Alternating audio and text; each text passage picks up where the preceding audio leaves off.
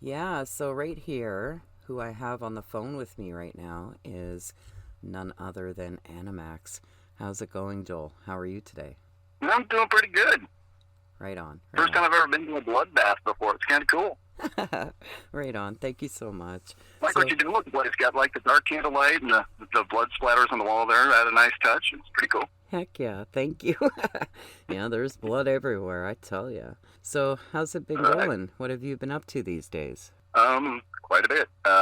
Spill got it. Annimax going on. That's Annimax with two N's. ANNIMAX.com. Find the website.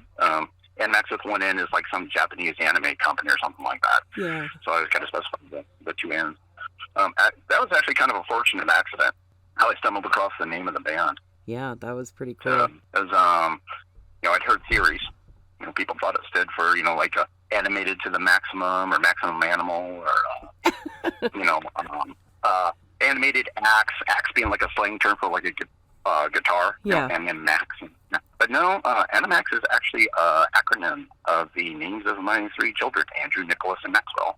That is so amazing. And in addition to being I'm a one-man band. In addition to being a one-man band, I'm also a one-man label. Heck yeah, let's talk about that. my label is Crystal Crown Productions, named after my beautiful wife, Crystal. Nice. But yeah, we got just released my debut album on July 7th, Asphalt Assault. I love that one. Yeah. I had fun doing the graphic for that one yesterday. In case your listeners haven't seen any of it, every time I get played on Metal Devastation Radio, I always like, photoshopping up a quick little ad. And it's like I photoshopped one for Asphalt Assault yesterday that actually looked cooler than the original album cover. I'm like, man, maybe I should re-release the album. Yeah, this picture, I remember you saying that in the chat room. I'll tell you something else. Metal Devastation Radio definitely appreciates the support, It's all about helping each other out. You do a great job on those, by the way. Yeah, well, it's like I'm a computer programmer, and so it puts my Photoshop skills to good use, and I like doing those because it's kind of like a win-win. Yeah. I can advertise Annimax and advertise MDR at the same time. Yeah, and when I first saw you do that, I was like, that is so cool. Thank you so much. It's totally rad. What I was going to start to go into here is the one-man band aspect of things. I love that. Like, that's pretty cool. Yeah. Like, you are a bass player, but you are doing everything. Yeah, we could go over my previous history in a bit. I was a bass player in all the previous bands I've been in. And I ended up in this project now where I'm doing everything by myself. I was in a band where I had a situation where it kind of precludes me from doing touring. Yeah. So I'm kind of stuck on my own. And it's like, but I sort of, rather than thinking about, what I can't do, I started thinking about, what can I do? Exactly. And it's like, well, I can still put stuff out. I can still record. I got a multi-track recorder. A lot of times what I'm doing is I'm putting down the drums, and then the bass, and then the rhythm guitar, one piece at a time. So when you get done hearing it, it sounds like a whole band, but it's really just me doing the whole thing. Yeah, I'm the only performer on the whole Annimax Asphalt Assault album. Right on. And then I figured, it's pretty cool. And then I got the distribution through UCD Baby for distribution on the streaming sites and such. Back in the day, you used to have to try to get signed to a record label and try to have them negotiate putting you in rotation on MTV or VH1 or something like that. Today, you just slap stuff on YouTube. Exactly. Yeah, that's the cool part. And I can't play live gigs because I'm playing all the instruments, but I can't play them all at the same time. Yeah. You'd end up going acoustic. But social media, so Yeah, I could get them through like Twitter and Instagram and such. So that works. Right on. That's so cool. I think what you're doing is very rad. Mm-hmm. Yeah, very challenging. Your music is pretty badass, though, I must say. Got any favorites? I love it all. But Devil Woman's one and Asphalt Assault is another. I remember the other day when I was trying to talk on air because I had one too many shots. I was tongue-tied. Little tongue twister there. Don't say that 10 times fast. Not to get off the subject of Annimax, so we'll get on a side tangent for a second. But something I saw that was hilarious in an interview. You ever seen Metalocalypse? Yeah. The death clock. Yeah. Yeah. I saw an interview with Brendan Small, and he was talking about what it was like working with Mark Hamill. Oh yeah. Doing the voice of one of those, and every time he talks about why death clock is this new menace and everything, and they would introduce some expert. Okay. And he would always come up with this like massively unpronounceable name for the expert, just to watch Mark Hamill stumble trying to pronounce it. That's hilarious. I should check that like, one out. That's the script. You're the actor, So that's what I'm thinking. Maybe I should make all the album titles like tongue twisters. Yeah. Just that's if you listen to you trying to pronounce them, Yeah, Vicky wouldn't do well with that. Especially after a couple shots, eh? Yeah, no good. I'll have to take that into account next time. But heck yeah. There's a couple of the other tracks I've been pushing lately too, and nice. Well, Devil Woman's one of them, and The Awakening the other. I've been pushing those two songs. I love that kind of heavily in October because they're both horror stories, and so it goes well with the Halloween theme. Heck yeah. Don't have any Christmas songs yet, so I'm gonna see what happens in 2 weeks here. Yeah, it's almost that time, eh? Yeah. So, but yeah, it was really challenging trying to record that whole album. It actually took me about 5 years to put the whole thing together. Really? Yeah. Well, think about some of the challenges I have to deal with. There's for example, lots to do. I have a day job. I have a day job that has nothing to do with music. So it's like I'm going to do music that portion of my week, and then after that, I've got the wife and kids to help, take care of. Exactly. So in my spare time, I have to run the whole music biz. To record, we'll just take one song for example. I have to write, rehearse, and record the drums, the bass, the rhythm guitar, the lead guitar, keyboards if there's any, lead vocals, harmony vocals.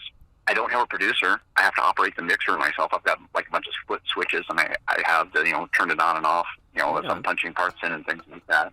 Yeah. I have to learn how to position microphones in front of the speaker cabinets and things like that. I have to do all of that myself as well. Especially even the fact that you're not in a rush. You're just doing something you love because you love to do what you're doing. I mean, you do want to take your time with that, with how much work it is to do this, you couldn't do it unless you just absolutely love what you're doing, Exactly. That's one of the other things, other challenges I face too, is that, is I'm recording this stuff. I'm not doing this in a recording studio. Yeah. This is being done in a spare bedroom of my house. And so it's like you have the challenges like the acoustics. Well, one of the things I like to do before I record is I just stand in the middle of the room and I just listen. Yeah. I'm listening for noise. What the hell is that noise? Where the hell is that noise coming from here? What the hell is that? I find out that, because it's going to get picked up in the microphones, and I come to find out that it's picking up the noise from the room I'm recording in is right next to a bathroom, and the bathroom fan's turned on. Oh, great. I can remember to turn the bathroom fan off every time I go to record now. Yeah. Every time I'm getting ready to press record. Listen. Yeah, that's the noise. It's like, oh god. We'll be recording anything for the next hour. Great. So you have all those challenges to face too. But wow, 5 years and what you put together, it's epicness. Yeah, well, that's just the time. Then there's the other half of it, money. Yeah. When you think about a regular band, right? The guitarist buys his guitar, buys his amp, buys his effects pedals, his cables, his chords, strings, and all that. Yeah.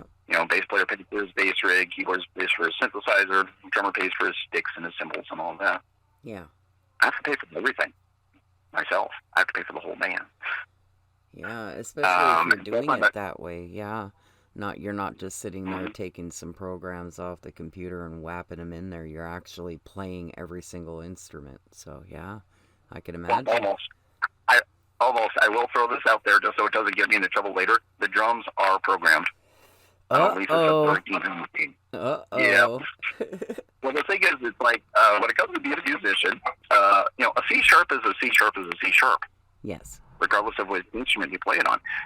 The notes in an A major scale don't change just because the instrument you're playing it on did. Yeah. And so that makes it easy for me to play guitar and then play bass and play keyboards, and I actually know how to play like trombone and trumpet and everything too, and baritone. Yeah, right on. Nice. Nice. The analogy I like to use is it's kind of like driving a car. Yeah. If you switch from driving a Toyota to a Chevy, it's like you kind of got to get the feel of the new car. But it's not like you have to learn the rules of the road all over again. They didn't change. Yeah, Just the car you're exactly. driving on it. Same thing with music. That's a great If you analogy. understand music theory, then you just have to learn the mechanics of that particular instrument. Heck yeah. But I could tell you one thing. You can't even tell that the drums are programmed. It actually There's sounds a fine that art to good. that too. Yeah, I bet. There's a fine art to that, and a lot of work. For example, there's one. I'll give you one example.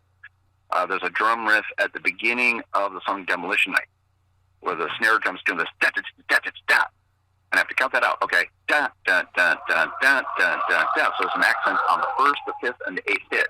Yeah. Then I have to go into the recorder and make it so that those three hits are slightly louder than all the others, so that you get that accent, like the drummer's hitting the head harder.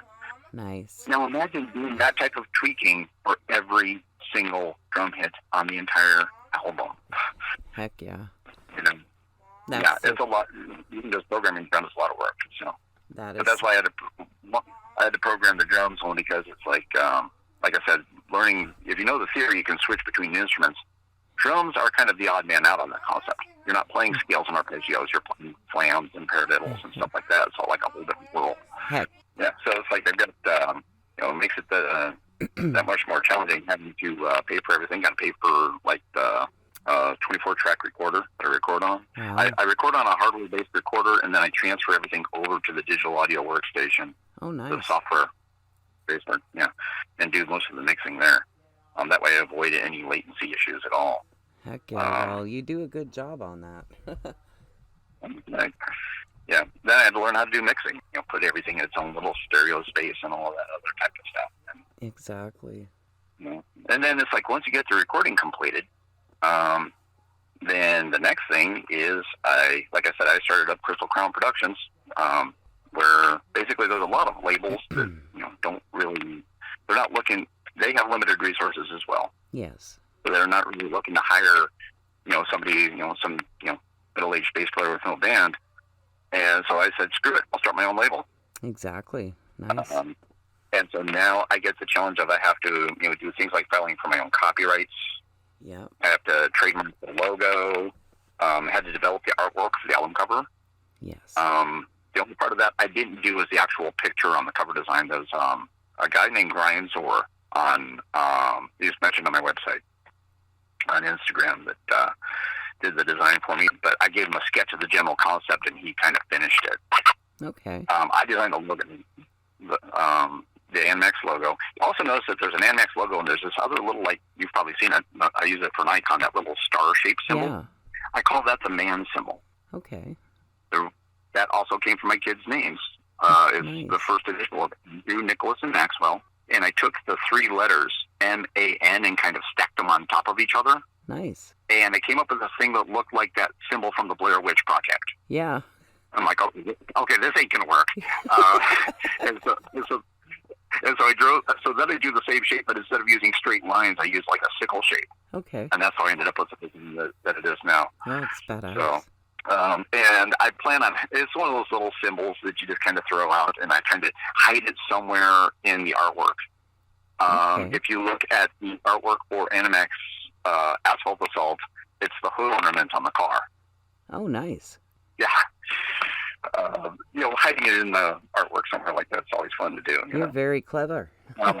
Yeah. Very I clever. had to design my own website. If you go to Annimax.com, I created that whole website by myself. Nice. And now I'm left with the job of doing my own PR, which is actually getting on social media and having to go out and reach out and meet people and Which is such, pursue them and trying to get them up. yeah, which is such a great thing to have, especially doing what you do. Yeah, it's like I wouldn't have discovered NDR if it wasn't for it, Heck yeah. Well, I'm glad that we discovered each other. Like, I mean, No kidding. yeah, yeah, like totally cool. Like, I mean, just I love it when things naturally happen when they're supposed to happen, and it's so awesome to be able to talk with you today about all this. So you were saying earlier that you were in some previous bands. You want to talk about those? Yeah. Probably the most prestigious project I was in prior to this one. I was a bass player of a band called Nightshade. Now, if you go look at the Encyclopedia Metallum, Yeah. source of all things metal, there's about 12 bands named Nightshade. Yeah. More specifically, look for a Nightshade that is tied to another band called Q5. Basically, what that amounted to, at least from my point of view, is it's kind of like one band that operated under two different names for a while. Heck yeah. And they were actually relatively semi-famous. They operated out of the Seattle area, Seattle, Washington, but this is pre-grunge. Okay. They started out mid-'80s. And one of the guitarists of Q5 was the legendary Floyd Rose of Floating Tremolo fame. Heck Designed a locking tremolo system that's sold on half the guitars made by any guitar manufacturer today. Made a fortune off of his invention. Yeah. Yeah. In fact, there's a lot of people that don't even know that he actually played guitar, too. But Crazy, eh? yeah. Anyway, Q5 had two albums out, Steal the Light and When the Mirror Cracks. Steal the Light is, if you haven't heard it yet, it's kind of a cult classic. It's very much along the lines of like Judas Priest, Accept. Yes. Came out in '84, and they were actually doing really, really well with that album. People to this day that have heard of it, and they're getting actually booked in like these big metal festivals over in Germany and stuff under the name Q5 because of it. Right on. Yeah. Well, then the second album came out, and that got mixed results because they softened their sound. The first album sounded like Judas Priest. The second album came out sounding like Mellower than Journey. Oh boy. Yeah, they softened the vocals. They mixed in some synthesizers and things like that. Oh boy. And yeah, they started getting fan mail that said stuff like, we used to love you and now we hate you, that sort of thing. That's not always good, eh? And, yeah. And then other things started to go wrong. You had Floyd started to get more interested in his invention and his business and his golf game, apparently. And then he was supposed to go on a tour, and the drummer blew out his knee, and Q5 just kind of, started to like dissolve at that point. Yeah, that sucks when that happens. And the other guitarist, Rick Pierce, and the singer Jonathan Scott Kay decided to carry on. But in order to avoid the stigma that had arisen from the second album, they chose to change the name to Nightshade. Okay. So that's where you get one band with two different names. Okay. And one side note I will mention, by the way, Rick Pierce is, when you hear names, you should be hearing names like Zakk Wylde, Kirk Hammett, Marty Friedman, Randy Rhoads, Rick Pierce. I mean, Heck yeah. he is that level of good. He is a phenomenal player. He eats, sleeps, drinks, breathes guitar. He's the best guitarist you've never heard if you haven't heard of him yet. I strongly recommend going and checking his stuff out. Heck yeah. So, yeah, if you search for the Rick Pierce Group, that's what he's doing today. He hooked back up with Floyd Rose now, and they've actually got a couple singles out. Okay, I will. But, yeah. So, anyway, Nightshade put 3 albums out, Dead of Night, Men of Iron, and Stand and Be True. Right. I'm the bass player on one and half of them. That's pretty rad. Yeah, this works out kind of weird. I am the bass player on the second album, Men of Iron, that was released in 2001. Okay. The first album was a little weird. It was released in 1991 by Music for Nations, which in England, which is the same label that released the Q5 stuff. Nice. Strangely enough, they put formerly Q5 on the album cover. Really? Because they thought it was more albums. Yeah. Okay. So the modern day equivalent of that would be like, could you imagine like an Alter Bridge album that said formerly Creed on the album cover? Oh, yeah. It would be like the modern day equivalent of this. It's like, but that was not Nightshade's decision. That was Music for Nations' decision to try to sell more CDs. Okay. But that was in 91. The bass player left in 94, and I replaced him in 1994. They had an American re-release of the album in 1997. Okay. And this one has a completely different album cover. They completely redid the artwork. And so the thing is, if you buy a copy of it, it's got this nice big picture of me, Joel Wiseheart on bass, and it says Joel Wiseheart bass and backing vocals on the inlay. Okay. And the original bass player, Tony Magnelli, says he's down in the fine print of the liner notes, Anthony Magnelli bass guitars. Oh, wow. I guess that's the treatment you get if you leave the band. You know? I guess so, Put down on the liner. Yeah, he got put down on the liner notes. So that one is like, you see this big picture of me. It's not me playing bass on that one. Okay. It's still the original recording. Okay. But yeah, that's me actually playing bass on Men of Iron, and that's the only other album that has a recording of me prior to Annimax. Okay. So. That's pretty cool. So you used to go around and tour with these, with the band and actually play live gigs, right? Yeah. Yeah. Yeah, I think one of the biggest ones is the gig that almost didn't happen. Oh my God, I'll never forget this. I got off of work one day. I come home and I had to drive. I was in like Everett, Washington, and I had to drive to Tacoma that night. Okay. Which is about 60 miles away. Stop by home real quick to check my answering machine. Remember answering machines? I remember. Holy. Yeah. Check my answering machine, check my mail, and then I was going to get in the car and start heading south to Tacoma, and I was going to be gone. During rush hour traffic, it takes me like 2 hours to get there, 2 hours to get back. Okay. I'm checking my answering machine, and this friend of mine, Signe Bragg, calls up. He's like, "Hey, man, just wanted to congratulate you on the big gig tonight." You're What like, big gig tonight? oh no. I call up Sid. What bid? What big gig are you talking about? Oh, yeah, you're opening for Quiet Riot tonight. We are? Sid, I've got to go. I've got a few phone calls to make. Yeah, geez. So it almost didn't happen. Yeah, I called up Jonathan Scott Kay, the singer, and he's like, "Oh yeah, I was supposed to call and tell you that, and I forgot." Oh. Like, well, you almost ended up doing the show without a bass player. That would have kind of sucked. Yeah. So yeah, I got to open for Quiet Riot that night, and yeah, it was a club gig, but the club was just like completely packed. Even the dance floor was like can of sardines. So many people in there. Damn, I love Quiet Riot. Yeah. Yeah. I was actually surprised. I was kind of surprised at how tall Kevin DuBrow was.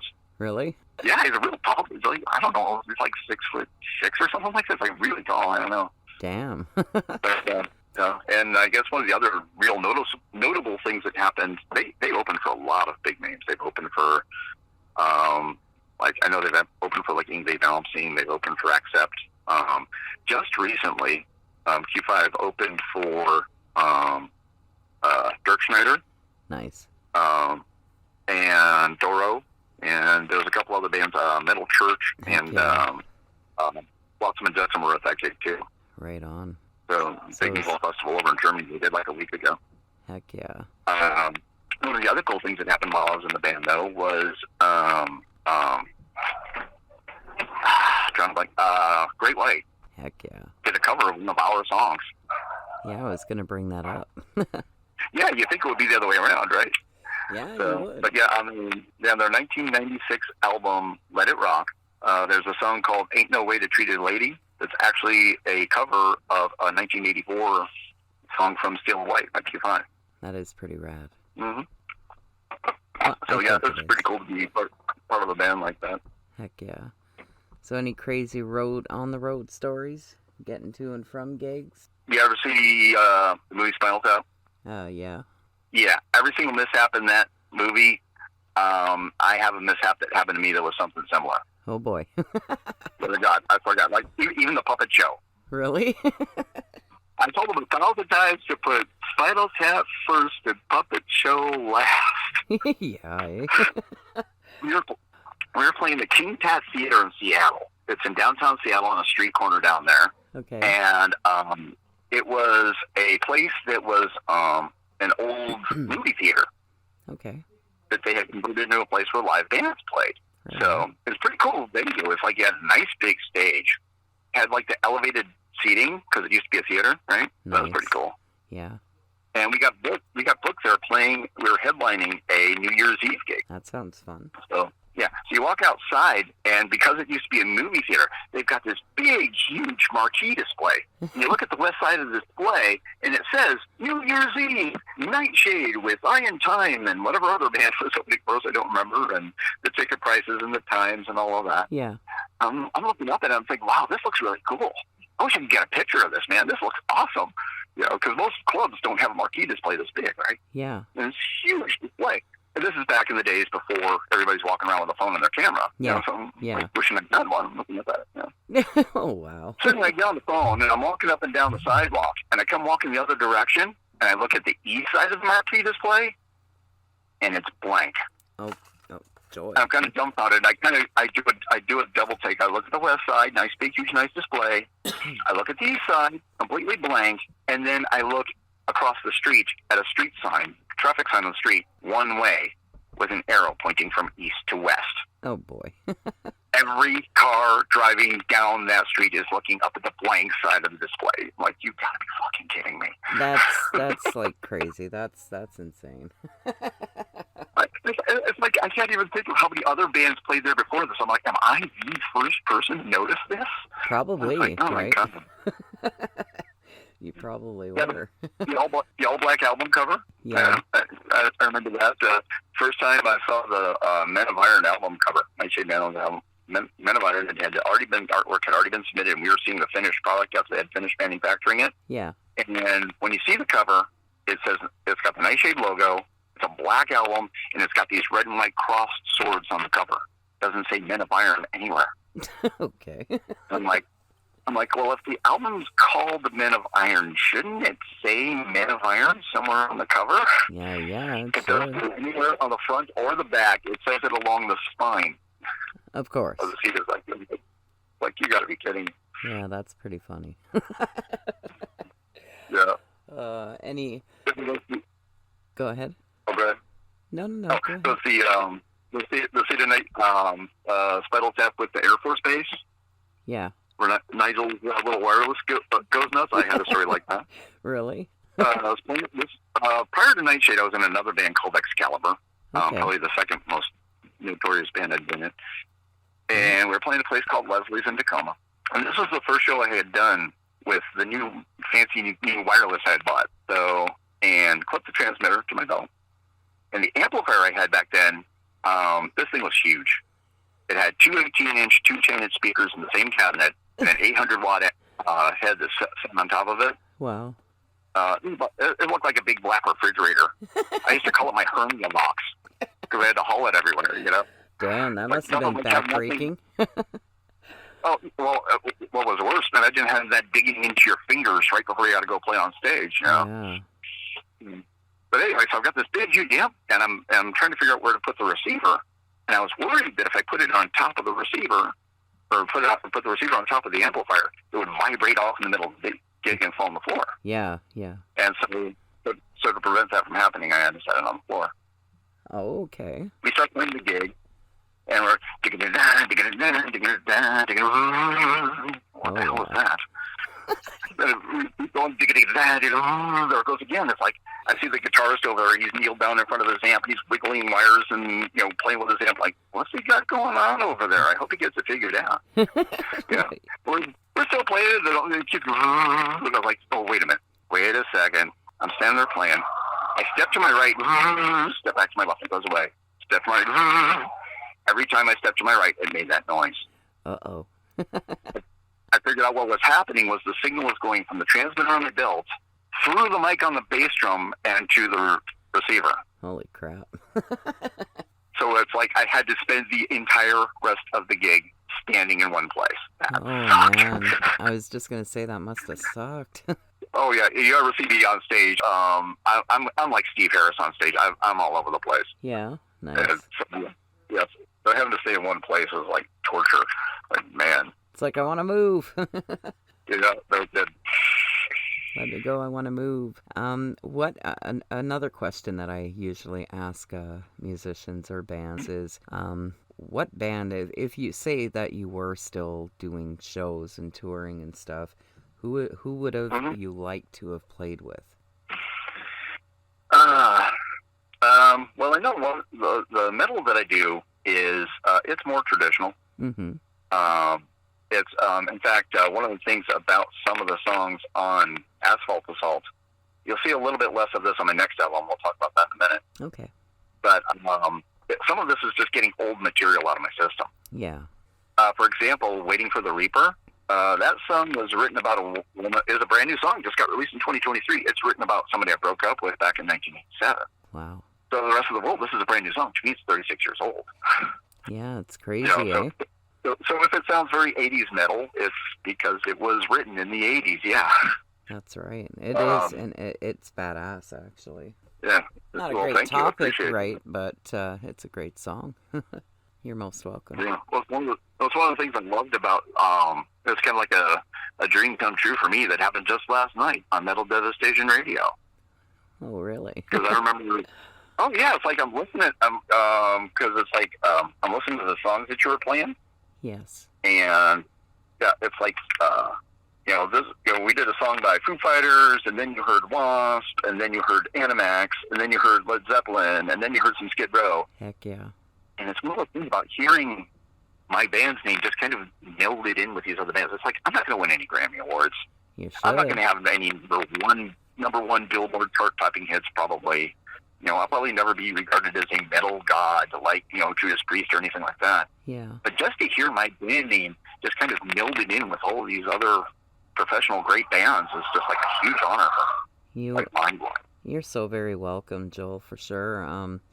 Yeah, man, it's all the same to me. I mean, just, these mainstream bands are cool and all that good stuff, but the one-man band projects and the underground and the independent artists is kind of where it's at for me, and it's like one and the same, so it's like no big deal to me, you belong up there just, right with the rest of them. You got a Grammy in my mind. So awesome. There's that. I'll be by to pick it up later. Cool. Yeah. Okay, I'll see you in a couple hours, eh? I think Cali to Winnipeg is a straight. I'm just imagining what a Grammy Award from Lady Red's Bath of Blood would look like. It's like holding an axe or something. I don't know, but now I should start making one up and selling it on a merch site. There you go. Sell Bath of Blood Grammys. There you go. I wish I could do that because, your music's amazing. You're doing great things, and I respect it so much. And I appreciate your time talking about all this with me today, for sure. Oh, my pleasure. I know how much time is of the essence, and we all got lots of things going on and stuff, so it's an honor to me that you're giving me some of your time to talk about it all. So what I'm trying to say is the feeling's mutual, eh? Yeah, definitely. I think, like I said, this whole thing's like a win-win.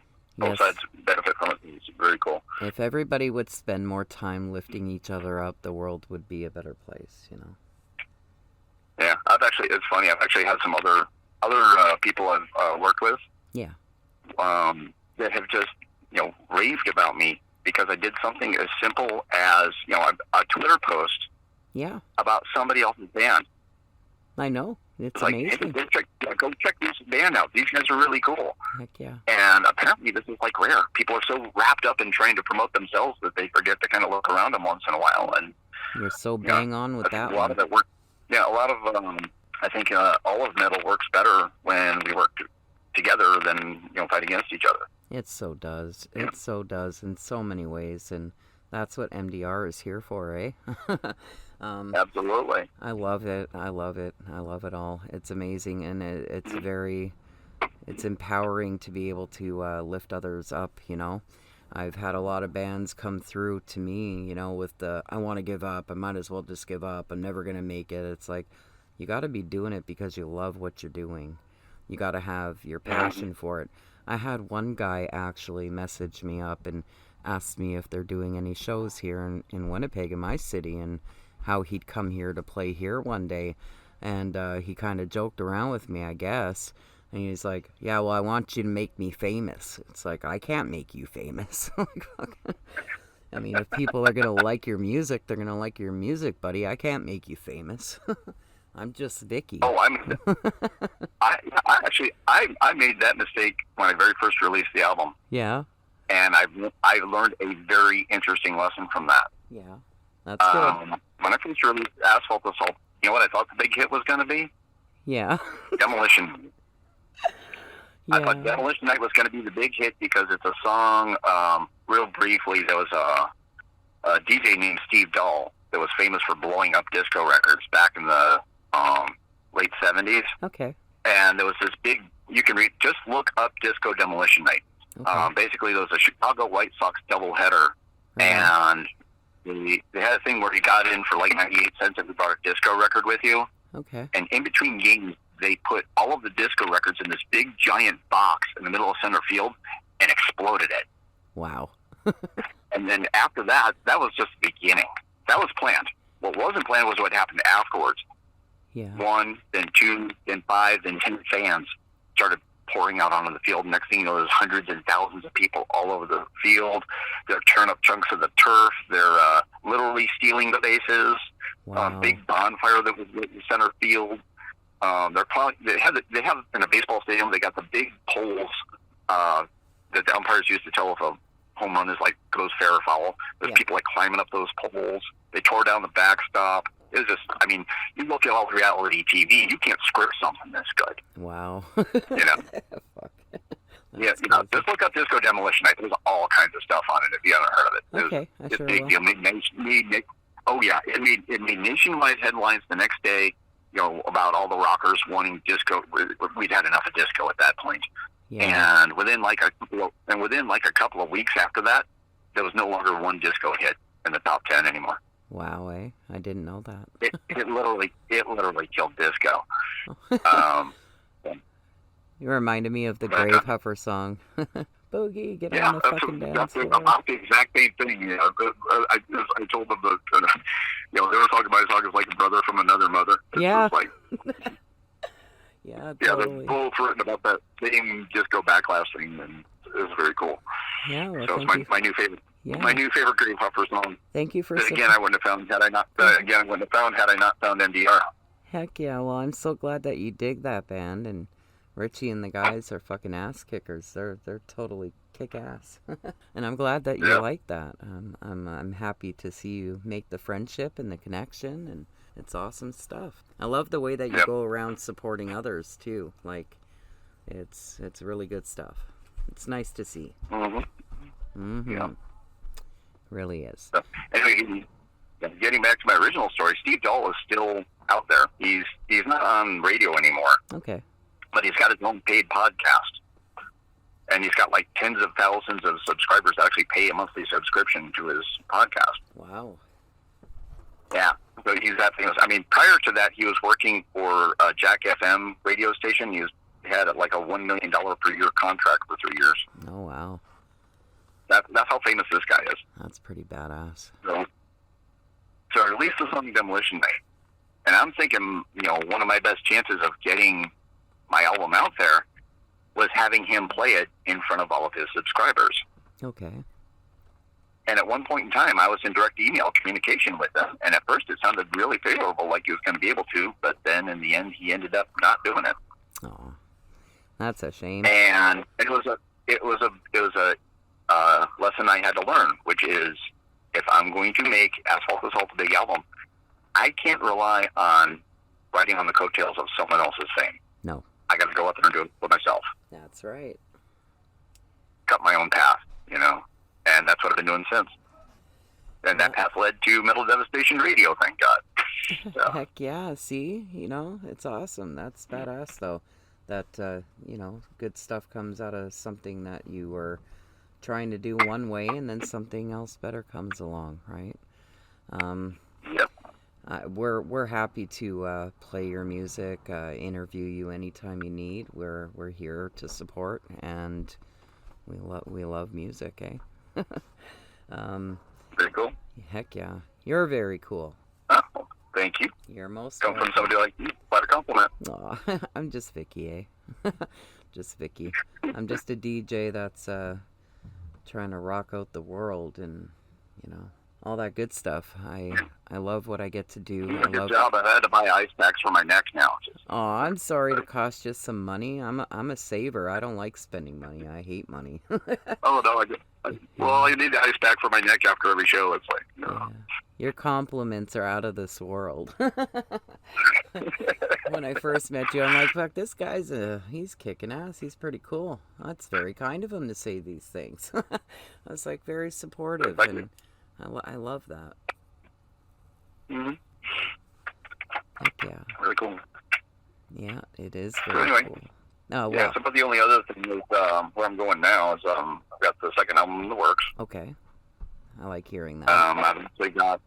I a lot of times when I record, when you're with a normal band, you go in and you record song number 1, and then you go and record song number 2. Yeah. I tend to record the songs in pieces. So I've got like 7 tracks that have the drums done. I've got 5 of them have bass lines. I think 2 of them have rhythm guitar so far. Okay. So it's like I go and I put the individual pieces in, and I don't always work on the same songs in order. I jump around a lot. Yeah. But so the second album is under construction, and it'll probably be, optimistically, at least a couple years before it's done. Call it under construction. Yeah. So I do have 2 singles that I've got on the shelf. Okay. And I'll be blowing the dust off of those and releasing those in between, kind of like an appetizer between meals. Oh my. I like that. Teasing, eh? Yep. That's awesome. We're on the way. I cannot wait to hear it. We're on the way, and it'll probably be a little heavier. Oh yeah, we like it chunky, we like it heavy. Again, yeah, the first album was me kind of getting my old 80s stuff out of my system. There's a lot more newer stuff on the second album, and after I'd had my newer influences, like more recently, I've been listening to more stuff like, Shadows Fall and Lamb of God, and nice. So nice. It'll be a little heavier than the first one. Yeah, Lamb of God is one of my other favorites. I got to see them one year for my birthday. I think it was like in 2014 or so. They played here with BLS, and I got to see them in Corrosion of Conformity. It was a fucking killer show. Nice. It was like, that was the most happiest birthday I ever had. Yeah, because it corresponds with the same time that I finally got my memorial tattoo of my daughter, my late daughter, done. And it was quite an inspirational time. But yeah, Lamb of God's one of my other favorites. I loved all the bands that played there that night, but that was a kick-ass show. Yeah, there's actually a tutorial I use. I'm working on trying to be a better singer. And there's a tutorial that I got of a DVD called The Zen of Screaming. Okay. Because let's face it, everybody screams vocals nowadays. And yes. There's a DVD from a vocal teacher that I can't remember, the name is eluding me, that she teaches how to do screaming properly when you have to play gig after gig after gig, and you need to, keep from losing your voice. Yeah, exactly. Can't be doing that, eh? And I remember the 2 people I remember the most is Randy Blythe and Brian Fair from Shadows Fall. Nice. Both in the video. And one of the things I love, one of the comments that really stuck for me out of that video, is, and I think Brian Fair was the one who said it, and good advice to any metal singers out there, is if you're in one of these bands where you're screaming every word on the album, yeah, keep in mind that you're screaming a note. That note has a pitch, and that pitch should be in tune with the other instruments. That's right. And it's really interesting how much better the screen vocals stand out if you do that. Heck yeah. Another thing that I was going to say about your music, I forgot what song it was on again, but the spoken song part, you're really good at that. I love that shit. Oh, the story behind that. That was The Awakening. I know exactly what you're talking about. Yeah. The Awakening is based, there you go. It's based on an Edgar Allan. Yeah, it's based on an Edgar Allan Poe story. It's a horror story. Great for Halloween. Add it to your Halloween playlist. It's called The Awakening. What I did was at the very end, a lot of times bands do these songs that are based on classic pieces of literature, and they put a quote from the original story in the song. Yeah. And that's where this one ends. And so I picked the quote from the story that I wanted to read and made sure it was the right length. Yeah. I rehearsed the timing to make sure I didn't end too soon or end too late. I practiced the inflections of my voice. I was all ready to hit record, and I walked out of the room. Oh, boy. Went about the rest of my day and went to sleep for the night. Woke up the next morning, and without even stopping to go pee first, went straight down to my studio, and I hit record. And recorded myself narrating that part. because that's the only time of the day where my voice is low enough to do it like that. Nice. When you first wake up, your vocal cords are more relaxed. I can't do that any other time of the day. But that is so badass. Yeah, I was going for that kind of like low James Earl Jones or Orson Welles sort of boomy quality to my voice, and that's the only time of the day I can do it. Well, you definitely did it. I usually wonder what would happen if I ever played it live. I'd have to like take a nap on stage. It's like, wait a minute, guys, let him power nap for like 45 minutes. He'll get up and he'll have the No, wake up! We can do the awakening now. So yeah. Yeah, we'll wake you up with the awakening. No. But that's so cool. It's so cool to hear how, the music came about and the little details in the midst of it all. Love that song. Well, that's another good detail about that song. Like I said, I'm primarily a bass player. I love all things bass. Yes. Actually, if you look at the main promo, go to my website, you see the main promo picture. There's like a picture of like 4 of me holding different instruments. Yes. The bass player's in the front, and the bass player's in the front for a reason. Well, I'm yes. really a bass player. Now that I kind of know you, I gather that. Yes. And on The Awakening, a lot of people, they hear, wow, you're a bass player and you're writing a solo album and you're doing all the instruments, and they're expecting something that's more like some, big Billy Sheehan, bass solo feature album or something like that. Yeah. And they're kind of like, where's all the bass? Well, it turns out there's more bass you're hearing than you think you are. Yeah. For example, the acoustic guitar intro to The Awakening was written on a bass. Yeah, I came up with it on a bass, and then I transferred it to acoustic because I figured with the song it would sound better. Plus, I had an idea for that other melodic bass line that is in there now. So, when you're hearing a guitar lick or something like that, it might have been something that was written on the bass and transposed to the other instrument. Okay. Second. Okay. Yeah, I have this alarm that reminds me it's time for me to get back to work. Oh boy, yeah, I know what you mean. We're almost going to be wrapping it up. I set it to the song "Disposable Heroes" by Metallica. Nice. Back to the front. Oh, I love that song. I used to crank it when I walked to work every day. It was good power walking music.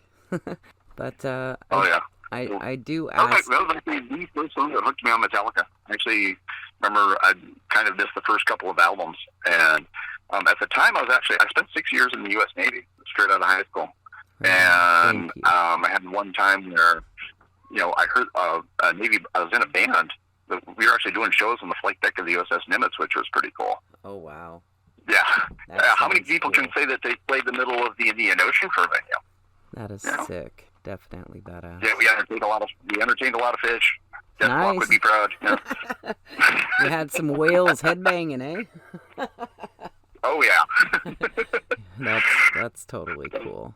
Yeah, but he had actually played "Disposable Heroes" to me, and it was like the right song in the right place at the right time. And I heard that song, and I just instantly loved all things Metallica after that. Yeah. Oh yeah, I think I was like 15. I was going to school, and I heard some guy cranking it off of his little Walkman there. Remember Walkmans? Mm-hmm. Yeah. Oh yeah. We're dating ourselves here, eh?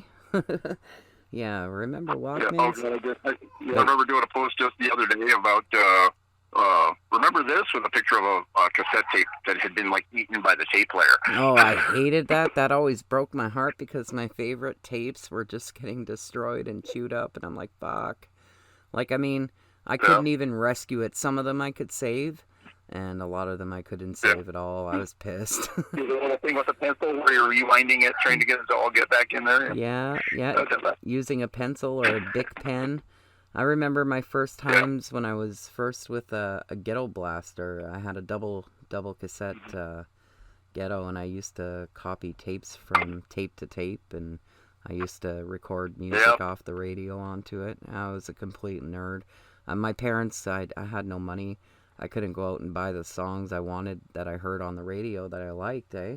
So I just learned how to plug over the tape ends so I could record it myself. Not always the best recordings, as you know, but it did the trick.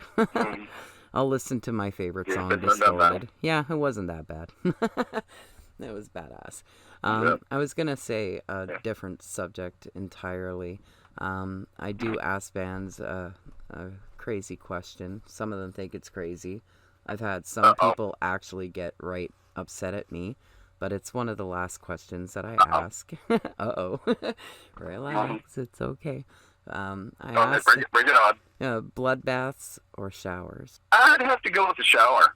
Nice. I'm kind of a big guy. I'm like 6'1". I wouldn't sit in the tub. I'd be eating my kneecaps the whole time. Nice. That's what I've heard that response a few times actually. I've had some even respond to me with, "Well, how about a blood bath at first and then a blood shower after?" It's like I had one guy get right kind of like choked when my question was asked, and he was like, "I don't want to talk about that." It's like, okay, relax. It's a joke. Those people who get just like really squeamish just at the sight or mention of blood. I know, right? It might be like that, but like I said, I used to be in the Navy. Yeah. And I remember them giving me a physical where they stuck me so full of needles that I felt like a colander by the time they were done. Oh boy, man, that's brutal. But no, it's just a joke. Go straight to bleeding. It's just a joke because the show is named Bath of Blood, so it's just something that I thought of asking. Some fucked up kind of Appropriate question. Yeah, well, it pertains to me. I want to know how you bathe in or shower in blood. But there you go. If you're too big to fit, actually, your answer kind of tells you why I became a bass player instead of a guitarist at first. Really? Yeah. Seriously, I when I was a little kid, I wanted to be a guitarist. Yeah. Who didn't, right? Everybody. I want to be Eddie Van Halen. Yeah, rock star. The problem is that being a bigger guy, and I've got bigger hands, and what's worse, the shape of my fingertips. Excuse me. I kind of have like blunt tips to my fingertips. They're kind of broad and flat. Okay. So the problem was, I struggled like 4 or 5 different times I tried to learn to play guitar, and the problem is I would press the string down with my finger, and that little meaty tip of the fingertip would meet the string next to it. Oh boy. And these strings, because my fingers just didn't fit on those tiny little strings and those tiny little frets. Yeah. And finally, one of my friends, Chopper Steppe, he's still doing music today. ChopperSteppe.com, spelled S-T-E-P-E. So Chopper Steppe. Nice. Yeah, he was a buddy of mine who, was a guitarist trying to teach me. He's like, "You ever tried to play bass?" And his brother Steve had a bass, so we walked over to his brother's room, and I picked it up, and like from the second I touched the thing, it was like more comfortable. I'm like, this is where I'm destined to go. Right on. This is my instrument. So, yeah, just the fact that I'm a bigger guy, I think that's kind of true, isn't it? Yeah. Like a lot of times, the bass player is like the biggest, tallest guy in the band. Yeah, straight up. The only bigger, tall. Bigger instrument, though. Hell yeah, the only tall guy that I was pretty impressed with how tall he was Ben from Goat Whore. I mean, I met him by accident, and yeah, I couldn't believe how tall he was. He's like a tower. Like, holy crap. Yeah. I think he's like 7 foot. Was it Peter Steele, I think, from Typo Negative? I think. Yeah, I think I heard somewhere he was like 6'8" and something like that. Yeah, like, really he's pretty tall. Like, holy crap. I'm only sitting over here at like 5'6" myself. So, in comparison, he was really tall. When he picked me up and bear hugged me, that freaked me the fuck out. Yeah, that was the trip. I'll never forget Ben of Goat Whore at all. Ever in my life. There's another road story for you. I remember this guy who was bigger than me that came to one of our shows once. Nice. Frankie Rongo was our drummer at Nightshade. Yeah. And Frankie was a professional bodybuilder and certified personal instructor for his day job. Okay. And, I mean, if you saw pictures of him at his competition weight wearing his little Speedo, he's just, like, ripped from top to bottom. And I got to play on stage next to this guy. I'm sitting there thinking, man, I got too much like a dad bod for this guy.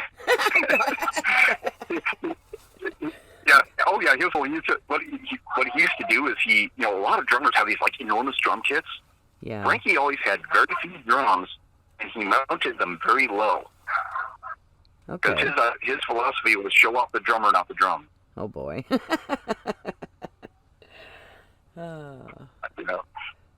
So anyway, one of his clients was this guy named Chad Eaton. He's an NFL player. He was a defensive lineman for the Seattle Seahawks. Yeah, okay. And so we got him to come to one of our gigs.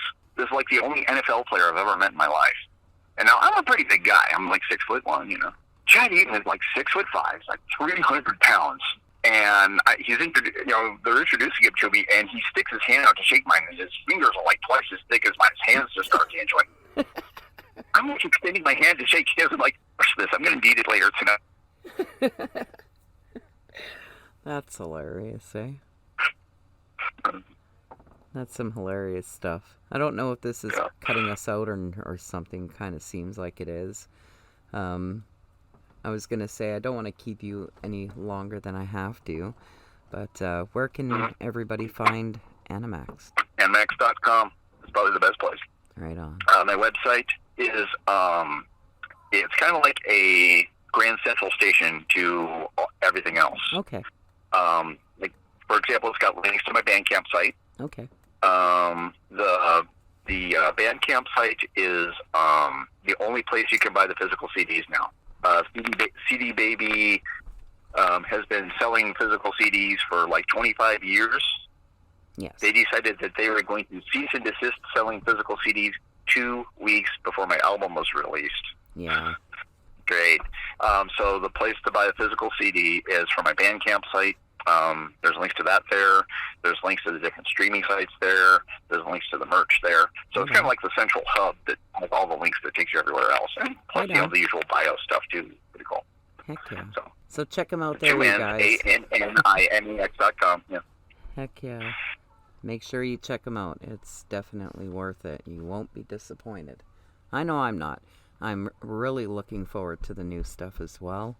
I'm pretty sure that I'm going to enjoy it as much as I do this stuff. So, heck yeah to that.